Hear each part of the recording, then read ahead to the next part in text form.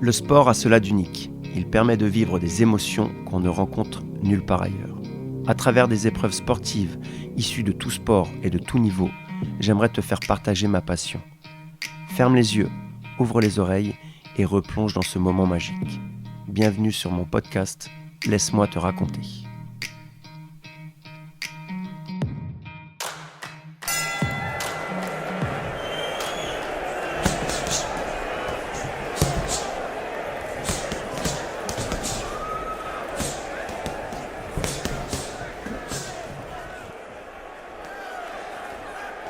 Pourtant, l'arbitre le donne perdant. Pour manifester son mécontentement, le public, connaisseur, se lève et acclame le Français. Comme le dit Arnaud, tu as perdu, mais nous, peuple de la boxe, on sait que tu as gagné. Une première injustice qui malheureusement ne sera qu'une parmi d'autres jalonnant sa vie. Laisse-moi te raconter le destin brisé d'Alexis. Je tiens à préciser à mon auditoire que l'histoire que vous allez entendre est triste. Elle ne se termine pas tel un film d'Hollywood. Cependant, je souhaite vous la conter car je tiens à vous faire connaître la vie d'Alexis, tel un hommage à cet homme qui incarne au mieux la définition de la résilience. C'est en novembre 1986, en Normandie, qu'est né Alexis, troisième enfant d'une famille qui en compte 5, tous passionnés de sport. Son père, Alain, était boxeur amateur, puis est passé professionnel. Sa mère a joué à haut niveau au handball. Les chiens ne faisant pas des chats, les enfants sont nés naturellement doués sportivement. Alexis excelle en foot ou en cross-country, mais c'est à la boxe qu'il va se révéler. Alain met à ce sport, qu'il affectionne tant, chacun de ses enfants. Au début, Alexis n'aime pas spécialement ça. Il a 6 ans quand il enfile ses premiers gants, des gants qui sont plus gros que sa tête. La boxe, c'est quoi ? C'est un sport de combat qui existe sous différentes formes. Parmi elles, et pour ne pas être exhaustif, la boxe française, ou savate, une boxe pied-point, la boxe américaine, ou full contact, la boxe thaïlandaise, ou muay thai, la boxe anglaise, celle dont nous allons parler aujourd'hui, la boxe qui ne se pratique qu'avec les poings et au-dessus de la ceinture. À 8 ans, Alexis fait de la boxe éducative, c'est-à-dire qu'il faut frapper juste et non frapper fort. Rapidement, Alexis montre des qualités physiques intéressantes. Sa sœur, Cindy, l'aînée de la famille, est sacrée championne de France. Ses frères ne tardent pas à suivre son chemin. Imaginez donc, tous les enfants de la famille seront au minimum champions de France. Plusieurs fois pour certains et champions internationaux pour d'autres. Un truc de fou. Pour disputer ses premiers championnats de France, Alexis, trop jeune pour y participer, est inscrit sous le nom de son grand frère Adriani. Pourtant, il perd ses 2 premiers combats. Cela ne le décourage pas, au contraire. En plus des 3 entraînements par semaine qu'il suit en club, il s'entraîne le soir dans son jardin avec son père. C'est un gagnant. Il sait ce qu'il veut et se donne les moyens d'y arriver. À 13 ans, Alexis quitte sa famille pour rejoindre son frère aîné au Pôle France Espoir Junior de Vendôme. À 14 ans, il est champion de France minime. À 17 ans, c'est le titre de champion de France junior qu'il s'adjuge. Le jour qui a marqué Alexis, c'est le 3 février 2006. Il est au championnat de France amateur. Il passe facilement les premiers tours, mais en quart de finale, il est opposé à Xavier. Xavier a 29 ans, 10 ans de plus qu'Alexis. Mais plus que les années, c'est son palmarès qui le place en favori. 8 fois champion de France et vice-champion d'Europe. Pourtant, contre toute attente, Alexis fait un super combat et il détruit Xavier. Ce jour-là, son père sait que son fils sera champion du monde un jour. 15 jours plus tard, il sera titré champion de France amateur. Ce même soir, Adriani, son frère, sera lui aussi titré champion de France. Une très grande fierté pour Alain, le papa. Avant de continuer mon récit, j'aimerais faire un point sur ce qu'est la boxe anglaise. Certains estiment que c'est un sport de sauvage qui consiste à taper sur son adversaire. Soyons plus précis. Il s'agit effectivement d'un sport de combat dans lequel il convient de donner des coups à son adversaire afin de gagner le combat par KO ou par décision de l'arbitre. Cependant, des règles sont édictées que se doivent de respecter les 2 combattants et qu'un arbitre fait appliquer.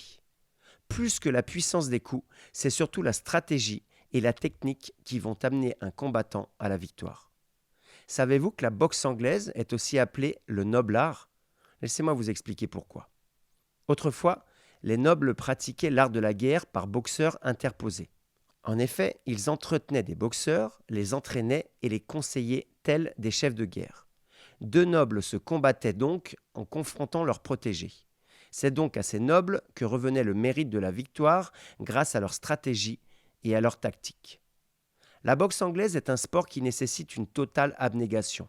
Il faut être capable de donner le meilleur de soi-même, surpasser la douleur des coups, ne pas montrer sa souffrance, toujours faire face à son adversaire et lui montrer que c'est vous qui gagnerez quoi qu'il arrive. J'encourage les détracteurs de ce sport un jour à enfiler les gants et à aller à la rencontre d'un professionnel compétent qui leur montrera que la boxe n'est pas un sport de brute, mais bien un sport possédant de nombreuses valeurs qui élèvent les individus le pratiquant. Revenons à Alexis. Il est l'un des meilleurs mondiaux de son sport dans sa catégorie, si ce n'est le meilleur. À ce titre, il sera présent au JO de Pékin en 2008 pour représenter les couleurs de la France. Son objectif est simple, revenir avec la médaille d'or. Un mois avant les Jeux, il se rend à La Havane, à Cuba, pour la fin de sa préparation olympique. Il combat Félix, à qui il donne une leçon de boxe. Pourtant, l'arbitre le donne perdant. Pour manifester son mécontentement, le public connaisseur se lève et acclame le Français. Comme le dit Arnaud, tu as perdu, mais nous, peuple de la boxe, on sait que tu as gagné. Une première injustice qui malheureusement ne sera qu'une parmi d'autres jalonnant sa vie. Pékin, août 2008. Alexis se présente en moins de 64 kilos dans la catégorie des super légers, en forme, prêt à faire le job. Aux Jeux Olympiques, comme dans tous les tournois, il faut gagner son combat pour accéder au tour suivant. La défaite signifie purement et simplement l'arrêt de la compétition. Au premier tour, il est confronté à un Lituanien. Il gagne très facilement son combat, 13 touches à 2. Au deuxième tour, il affronte un Britannique qu'il bat 11-7. Il est à noter que dans ce genre de catégorie, rares sont les combats qui se terminent au chaos. Un arbitre sur le ring s'assure que les combattants respectent les règles. 4 autres juges sont autour du ring et comptent les points à chaque coup porté qui atteint sa cible. Un point est attribué lorsqu'au moins 3 juges appuient dans la même seconde. En quart de finale, Alexis est opposé à un Mongol qu'il domine 12 touches à 4. Il sera donc en demi-finale et aura au minimum la médaille de bronze, étant donné que même le perdant des demi-finales est systématiquement médaillé en boxe. La demi-finale se passe bien. Alexis est plus fort que son adversaire. Au premier round, il mène 4-2. Son adversaire, Félix, un Dominicain, refuse le combat. Il ne fait que reculer et se coller aux Français. Au quatrième et dernier round, Alexis mène 9 touches à 6. La victoire lui semble promise. Félix est brouillon. Il est vaillant, mais brouillon. Dans tous les coups qu'il donne, certains touchent leur cible et ainsi il revient au score. Il commet des fautes. 1 avertissement, 2 avertissements, 3 avertissements. Le Dominicain est averti, mais ne reçoit pourtant aucune pénalité. Il est simplement averti oralement. Nous sommes à 19 secondes de la fin et les 2 combattants sont à 10 touches chacun. Le suspense est à son maximum. C'est à ce moment précis que l'arbitre inflige une pénalité aux Français. Une pénalité qui n'a pas lieu d'être et qui pourtant donne 2 points d'avance à son adversaire. Comment cela se fait-il que l'adversaire ait reçu autant d'avertissements mais qu'il ne soit pas pénalisé alors que le Français l'est directement sans avoir été averti? 12-10, Alexis est mené. Il est fou de rage. Le temps manque, le Dominicain recule. Alexis n'arrivera pas à refaire son retard. Il perd le combat. Sachez que la France a porté réclamation pour cette pénalité injuste, mais cette réclamation n'a pas abouti. Pourtant, l'arbitre sera radié de la boxe à vie. C'est donc bien qu'il y avait un problème, vous ne croyez pas? Alexis est dépité, on lui a volé ce combat. C'est une injustice criante. Il crie qu'il n'avait pas le droit de faire ça. Alexis est jeune, il a la vie devant lui, il est fort physiquement et mentalement. Grâce à cela, il arrive à avaler la déception et à reprendre le chemin de la salle de boxe. Ainsi, il va conquérir le titre de champion du monde militaire. En 2010, Alexis est monté de catégorie. Il boxe désormais chez les Walters, moins de 69 kilos. Au championnat du monde amateur, il termine 2e. Il est toujours entraîné par son père et soutenu par sa famille. 2010, c'est aussi l'année où son père réussit à obtenir le titre de meilleur club de France, avec seulement 10 licenciés. Une belle récompense pour tout le travail fourni dans le monde de la boxe. 2011. Alexis est victime d'une hernie discale. Il est soigné au centre de rééducation de Cap-Breton. Il revient en force et gagne à nouveau les championnats du monde militaire, pour la 3e fois, devenant le premier sportif français à réaliser cet exploit. Il enchaîne avec les championnats du monde amateur, d'où il revient avec sa sélection olympique. Août 2012. JO de Londres. Le Français veut l'or. L'or qu'on lui a volé 4 ans plus tôt. Il est prêt. Cette médaille ne peut plus lui échapper. Premier combat. Il bat un Allemand 16-12. Deuxième combat. Victoire crispée 13-12. Le voilà en quart de finale contre Taras, l'Ukrainien qui l'a déjà battu 2 fois dans le passé. 5-5 à l'issue du premier round, puis 7-7 dans le second. C'est dans le troisième que le Français semble prendre l'avantage. Pourtant, le corps arbitral en décide autrement. Les 2 combattants savent ce qu'il en est du résultat. Enfin, ils pensent savoir, mais ils se trompent tous les 2. Alexis pense avoir gagné le combat, il est souriant, remercie le public et se fait encourager par son entraîneur. Taras, lui, baisse la tête et se fait réconforter par son coach. Au moment de l'annonce de la décision arbitrale, le juge dit que le combat s'est terminé à égalité et que ce sont les juges qui ont dû départager le vainqueur. Taras a toujours les yeux vers le sol, il sait qu'il a perdu. Pourtant, le juge lève son bras, lui signifiant la victoire. Comment est-ce possible ? Immédiatement, la foule conspue la décision. Ce n'est pas une erreur, c'est un vol. Le deuxième pour Alexis. Le Français hurle à l'injustice, puis s'effondre sur le ring, les bras en croix, les yeux en larmes et le cœur détruit. La boxe a construit Alexis, les hommes qui dirigent ce sport l'ont détruit. Sans être chauvin, dire que le Français a gagné semble si logique. Les preuves sont tellement nombreuses.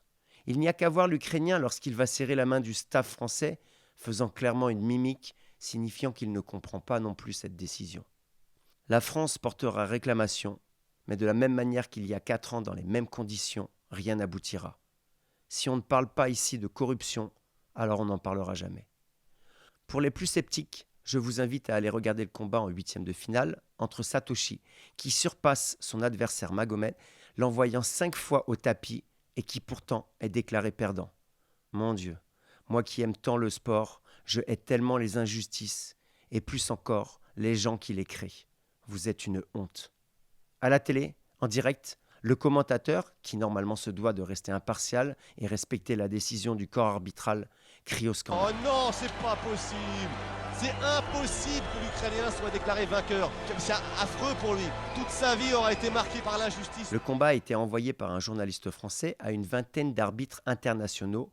Tous voient Alexis vainqueur avec 4 à 6 points d'avance.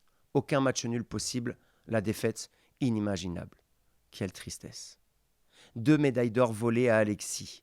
6 heures d'entraînement par jour depuis des années. Pour rien. Sa vie est brisée. Il tombe dans la dépression.